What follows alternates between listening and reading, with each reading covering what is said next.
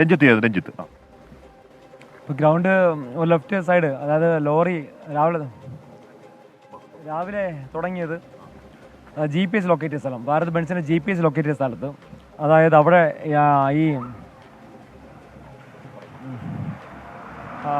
ഈ കടയുടെ ഓപ്പോസിറ്റായിട്ട് പാർക്ക് ചെയ്യുന്ന 3 ഒരു ഇമേജ് കിട്ടിയായിരുന്നു. അവിടെ നമ്മൾ ഡെബ്രീസ് മാറ്റാൻ തുടങ്ങിയിരുന്നു. ആ സമയത്ത് ആർമി ഒരു 11 റഡാർ എത്തിച്ചിരുന്നു. അവരുടെ അതിന് 6 മീറ്റർ റേഡിയസ് ആണ് പറഞ്ഞത്. 6 മീറ്റർ റേഡിയസ് റഡാർ എത്തിച്ചിരുന്നു. ഈ റേഡിയസ് വെച്ച് അവിടെ ഒരു മാർക്ക് ചെയ്തിരുന്നു. എബൌട്ട് 18 മീറ്റേഴ്സ് ലെങ്ത് അവിടെ പാർട്ടിക്കിൾസ് എന്ന് പറഞ്ഞത്.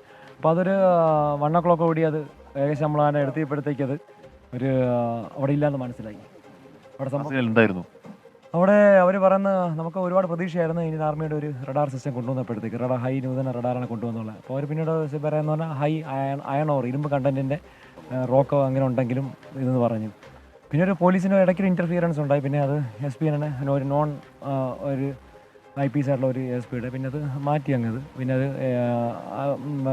പിന്നെ SP വിളിച്ച് ക്ലിയർ ചെയ്ത് ഡെപ്യൂട്ടി കമ്മീഷണറും ഇവിടുത്തെ ജില്ലാ പോലീസ് മേധാവി വിളിച്ച് ക്ലിയർ ചെയ്തിട്ടുണ്ട്. വേറെ പ്രശ്നം ഉണ്ടായില്ല. അത് കുറച്ച് 1 മണിക്കൂർ അങ്ങനെ പണി തടസ്സപ്പെട്ടിരുന്നു.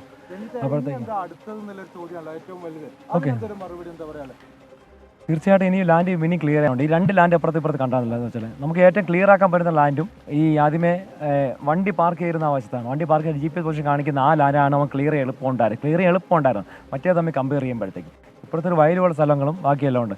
പിന്നെ ഒരു ഐലൻഡ് പോലെ ഈ ഒരു സംഭവം നടന്നിട്ട് ഈ ഒരു ഹെവി ആയിട്ടുള്ള ഒരു ലാൻഡ് കൊളൈഡ് നടന്നിട്ട് ഒരു ഐലൻഡ് രൂപപ്പെട്ടിട്ടുണ്ട്. അവിടെ ഡ്രഡ്ജിങ് വെച്ച് മാറ്റിക്കഴിഞ്ഞാൽ, കാരണം ഈ 1 തൊട്ട് 7 ദിവസങ്ങൾ വരെ നേവി NDRF യൂണിറ്റ് എല്ലാം വാട്ടറിൽ സെർച്ച് ചെയ്യാണ്. ഒരു തുമ്പും കിട്ടുന്നില്ല. അങ്ങനെ വലിയ സംവിധാനങ്ങൾ വേണം. ബാർജ് നമ്മൾ അതിന്റെ വീഡിയോ ഇപ്പം കളക്ടർ കൊടുക്കുകയാണ്. ഇല്ലെങ്കിൽ കേരളത്തിൽ കൊണ്ടുവരുന്ന ആൾക്കാർ റെഡിയാണത് അതിന്റെ കാര്യങ്ങൾ. പിന്നെ ബ്രിഡ്ജ് ഉണ്ടെന്നൊക്കെ ന്യായവാദം പറയുന്നുണ്ട്. പിന്നെ 2 ബ്രിഡ്ജ് ഉണ്ട്. അതൊക്കെ MLA-യുടെ കൂടുതൽ സപ്പോർട്ട് ഇവിടുത്തെ MLA ആണ്. കൂടുതൽ നമുക്ക് അഡ്മിനിസ്ട്രേഷൻ സപ്പോർട്ട് MLA ആണ്. അപ്പോൾ MLA ആയിട്ട് കൂടുതൽ കാര്യങ്ങൾ ചർച്ച ചെയ്ത് കാര്യങ്ങളെല്ലാം വ്യക്തമായിട്ട് പറയുന്നുണ്ട്. ഇനിയിപ്പോൾ പുഴ കേന്ദ്രീകരിച്ച് തന്നെയാണ് ലാൻഡ് തൽക്കാലം വിട്ടു എന്നാണോ? ഇല്ല, പുഴ കേന്ദ്രീകരിച്ച് എല്ലാ ദിവസവും സെർച്ച് അടക്കാണ്. പുഴ നിങ്ങൾ നോക്കുമ്പോൾ അങ്ങോട്ട് ബോട്ട് പോകുന്നതാണ്. അത് പുഴ കേന്ദ്രീകരിച്ചുള്ള സെർച്ചിങ് ആണത്. ഇവരെ ഗ്രാപ്ലിംഗ് ഡിവൈസ് അല്ലാത്ത ഡിവൈസിങ്ങും. കാരണം നേവിയുടെ കുറച്ചും കൂടെ ഹൈ ആയിട്ടുള്ള ഡീപ്പ് ഡൈവേഴ്സ് നാളെ വരുമെന്ന് പറയുന്നത്. അവർക്ക് അങ്ങനെ അതിനകത്ത് ഇറങ്ങാൻ പോയി മനസ്സിലാകുന്നത്. കാരണം പുഴയുടെ അടിയിൽ ഹൈ കറണ്ട് ഫ്ലോ ആണ്, ഭയങ്കര കുത്തൊഴുക്കുണ്ട്. ഇല്ല, നേവിയുടെ നിലവിലുള്ള ടീം ഇവിടെ സ്റ്റാൻഡ് ബൈ ഇവിടെ നിൽക്കുകയാണ്. അവരാണ് സെർച്ച് നടത്തുന്നത്.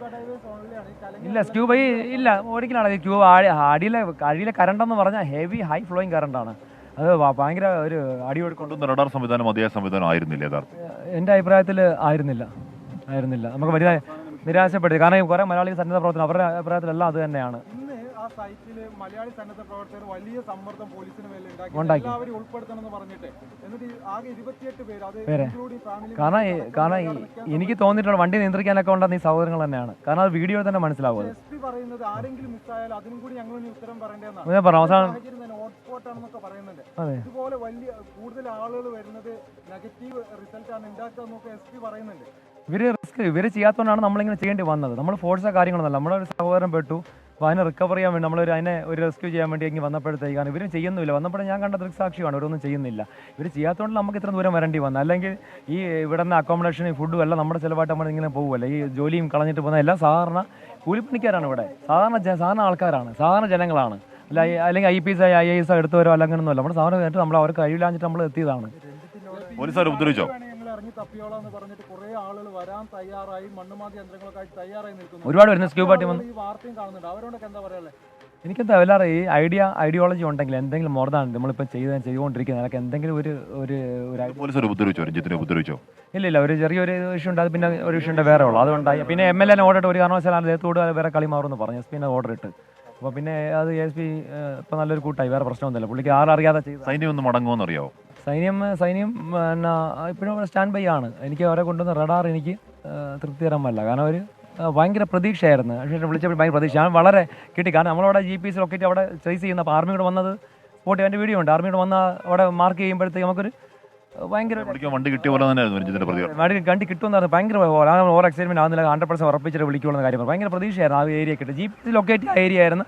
ആർമി ചെയ്ത റഡാർ അവിടെ ഏരിയ ആണ്. പിന്നെ പിന്നെ ഈ അയൺ ഓവർ കിട്ടുന്ന കാര്യം പിന്നെ എന്ത് റേഡാറാന്ന് എനിക്ക് മനസ്സിലാവുന്നില്ല. അത്രയും ഇന്ത്യക്ക് ഇത്രയും സംവിധാനം ഉള്ളോ? ഒരു പൗരന് സാധാരണ ഇത്ര ഒരു വിലയുള്ളോ?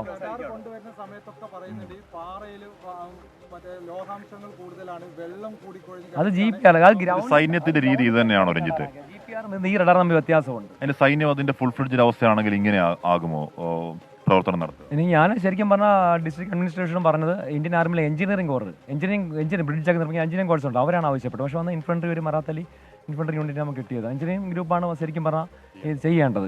അങ്ങനെ ഒരു അഭിപ്രായം എനിക്കുണ്ട്. ഞാൻ ഒരു പേഴ്സൺ കുറ്റപ്പെടുത്തൊന്നുമല്ല. ഇപ്പോൾ എക്സ്പീരിയൻസ് ഹൈലി എഞ്ചിനീയറിംഗ് ഗ്രൂപ്പാണ് ഒരുപാട് വർക്ക് ചെയ്തിരിക്കുന്നത്. ഇപ്പോൾ ചാനൽ കൊളാപ്സ് ഉണ്ടാകുന്ന ഇവിടെ എഞ്ചിനീയറിംഗ് ഗ്രൂപ്പാണ് അവിടെ ഓടിയെത്തുന്നത്. ഒരു ഡിസാസ്റ്റർ ഉണ്ടായാലും നമ്മൾ നിർത്തിയില്ല. നമ്മൾ എന്നാൽ വൈകിട്ട് മീറ്റിംഗ് ഉണ്ട് ഡെപ്യൂട്ടി കമ്മീഷണറായിട്ട്. അപ്പോൾ ജില്ലാ കളക്ടറെ ഡെപ്യൂട്ടി കമ്മീഷണർ പറഞ്ഞു. അപ്പോൾ ജില്ലാ കളക്ടർ ആകെ ടയർഡാണല്ലേ? ടയർഡാണ്. കാരണം ഈ കാല് ഒരുപാട് മുറിവായി. കാരണം ഈ അതിനകത്ത് അതിനകത്ത് ഇവിടെ ചെളിയുണ്ട് ആ മോളിൽ നിന്ന് ചെയ്യുന്നത്. Thank you.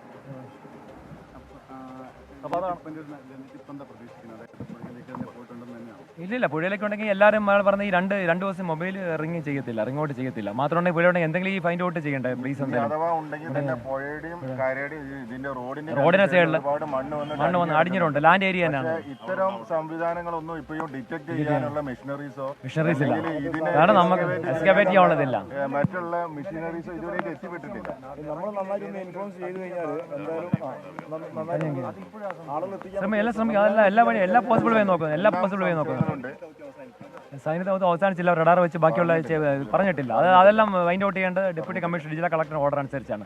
നമ്മൾ എല്ലാ ഐഡിയകളും സൈന്യമായിട്ട് ചർച്ച ചെയ്യുന്നുണ്ട്, NDRFന്റെ കമാൻഡർ ചർച്ച ചെയ്യുന്നുണ്ട്. എല്ലാവരും പോസിബിൾ വേസ് ഒക്കെ. ലാൻഡ് എന്ന് പറയുന്നത് ഈ ഇടത്തെ സൈഡിലെ ലാൻഡ് മാത്രമേ കഴിഞ്ഞുള്ളൂ. ഇപ്പുറത്തെ ഡെബ്രിസ് അതുപോലെ കിടക്കുകയാണ്. ഇത് ഹ്യൂജ് ഡെബ്രിസ് കിടക്കുന്ന ഇപ്പുറത്തെ വശമാണ്. നമ്മൾ പോസിബിൾ ആയിട്ടുള്ള ഈ ലാൻഡ് ഡെബ്രിസ് മാറ്റുന്ന അതാണ്. കാരണം വണ്ടി പാർക്കിംഗ് GPRന്റെ ആദ്യം വന്ന ലൊക്കേഷൻ എല്ലാം വെച്ചിട്ടാണ് കളക്ടറോട് അനുമതി വാങ്ങിച്ചത്. കാരണം നമ്മുടെ each and every doubt clear out ചെയ്യണം. നമുക്കൊരു മനസ്സിന് തൃപ്തി വരുന്ന നമ്മൾ പോകേണ്ടി വരാം. അല്ല വെറുതെ എന്തെങ്കിലും മണ്ണ് അങ്ങോട്ട് കാര്യമില്ല. നമുക്കൊരു ലാൻഡ് പെർഫെക്റ്റ് ആയിട്ട് ഒരു ചിത്രം പിക്ചർ ക്ലിയർ ആണെങ്കിൽ ഡൗട്ട് ക്ലിയർ ആകത്തുള്ളൂ. ഇനി എനിക്ക് മണ്ണ് മാറണം എനിക്കാണ്. കാരണം 70% മാറ്റം ക്ലിയർ ആയിട്ട്. അവർക്ക് മണ്ണ് മാറ്റിയതിൻ്റെ കുഴപ്പം അവരുടെ റോഡ് തന്നെയല്ലേ. റോഡിന് എൻഡ് വരെ നമുക്ക് മാറ്റണമെന്ന് പറഞ്ഞോളൂ. വേറെ ഫോറസ്റ്റ് ലാൻഡ് അങ്ങനെ ഫോറസ്റ്റ് ലാൻഡ് ഇടിക്കുകയോ ഗവൺമെൻറ് ഓഫീസുകൾ ഇടിക്കുകയോ ചെയ്യുന്നില്ല. അവർ റോഡ് ഇടിഞ്ഞാൽ റോഡിലെ മണ്ണ് മാറ്റി നമ്മൾ മാറ്റണമെന്നാണ് പറഞ്ഞോളൂ. എടുക്കാം. പിന്നെ നമ്മൾ നാളെ എന്തായാലും പോകുന്നില്ല. ഉന്മേഷ്, അങ്ങനെയാണ് രഞ്ജിത്ത് സംസാരിക്കുകയായിരുന്നു നമ്മളോട്, കാര്യങ്ങൾ പറയുകയായിരുന്നു. ഇനിയും അവിടെ മണ്ണ് മാറ്റാനുണ്ട് എന്ന് പറയുകയാണ്. എന്താണ് കരയിലെ രക്ഷാപ്രവർത്തനം അവസാനിപ്പിച്ചതിൽ അതൃപ്തനാണ് രഞ്ജിത്ത്. ഇവിടെ തുടരുകയാണ്. നന്നായി ക്ഷീണിതനാണ്. ഇനിയും നിർത്തി സംസാരിക്കുന്നത് ശരിയാകാത്തതുകൊണ്ട് സംസാരിക്കുന്നതാണ്. എന്തായാലും അതാണ് സേന വന്നതും സേനയുടെ അവർ കൊണ്ടുവരാത്ത ഉപകരണങ്ങളിലും ആ റഡാറിലും ഒക്കെ അതൃപ്തരാണ് രക്ഷാപ്രവർത്തകർ. നമുക്ക് ഇവിടുന്ന് സംസാരിക്കുമ്പോൾ അത് മനസ്സിലാവുകയും ചെയ്യും. എന്തായാലും ഇനിയിപ്പോൾ പുഴ കേന്ദ്രീകരിച്ചുള്ള രക്ഷാപ്രവർത്തനത്തിലേക്ക് കാര്യങ്ങൾ പോവുകയാണ്. നേരത്തെ പറയുന്ന പോലെ വലിയ ബാർജർ വേണം. നടുക്കൊരു ഒരു മണ്ണുമല, ഒരു മൺതിട്ടയുണ്ട്. അത് പൊളിക്കണമെങ്കിൽ വലിയ ബാർജറും സംവിധാനവും ഒക്കെ വേണം.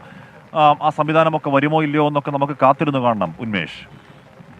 അപ്പോൾ ഹാഷ്മി താജ് ഇബ്രാഹിമാണ് വിവരങ്ങൾ നൽകിയത്.